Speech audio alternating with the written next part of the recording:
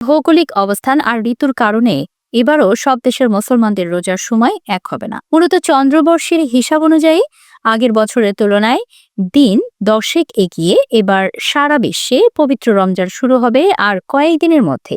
ভৌগোলিক অবস্থানগত কারণে সূর্যাস্ত ও সূর্যোদয়ের সময়ে পার্থক্য থাকায় বিশ্বের নানা প্রান্তে রোজা রাখার সময়ও কম বেশি হয়। জ্যোতির্বিজ্ঞান বলছে আগের বছরগুলোর তুলনায় এবারে বিভিন্ন দেশে রোজা রাখার সময় তুলনামূলক কম, যা হতে পারে সর্বনিম্ন 11.5 ঘন্টা থেকে সর্বোচ্চ 15.5 ঘন্টা। সেই হিসেবে পৃথিবীর উত্তর গোলার্ধের বাসিন্দারা চলতি বছর সবচেয়ে কম সময়ে 12 থেকে 13 ঘন্টার মতো রোজা রাখবেন, যা ধীরে ধীরে বাড়তে থাকবে।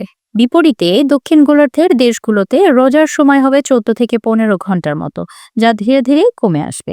ইসলামিক ফাউন্ডারের তথ্য বলছে এই বছর সবচেয়ে দীর্ঘ সময় রোজা রাখবে নিউজিল্যান্ডের মুসলিমরা। তালিকায় এর পরপরই অবস্থান চিলি, অস্ট্রেলিয়া, দক্ষিণ আফ্রিকা। অন্যদিকে সবচেয়ে স্বল্প সময়ের রোজা পালিত হবে ফ্রান্স, আইসল্যান্ড, গ্রিনল্যান্ড ও ফিনল্যান্ডের মতো দেশগুলোতে।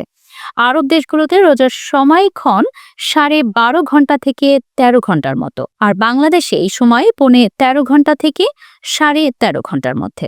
ধীরে ধীরে শীতের সময় রমজান আসায় এবার বিশ্বব্যাপী আবহাওয়া কিছুটা শীতল থাকবে, যা রোজা পালনে স্বস্তিদায়ক। মুসলিম দেশগুলোতেও এবারের রমজান তুলনামূলক আরামদায়ক ও সুখকর হবে বলে ধারণা করা হচ্ছে।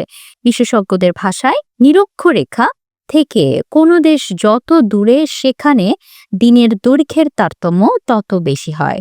তাই উত্তর ও দক্ষিণ মেরুর কাছাকাছি দেশগুলোতে রোজার সময়েও বড় পার্থক্য দেখা যায়। বিশেষজ্ঞদের ভাষায় নিরক্ষরেখা থেকে কোনো দেশ যত দূরে সেখানে দিনের দৈর্ঘ্যের তারতম্য তত বেশি হয়। তাই উত্তর ও দক্ষিণ মেরুর কাছাকাছি দেশগুলোতে রোজার সময়ও বড় পার্থক্য দেখা যায়।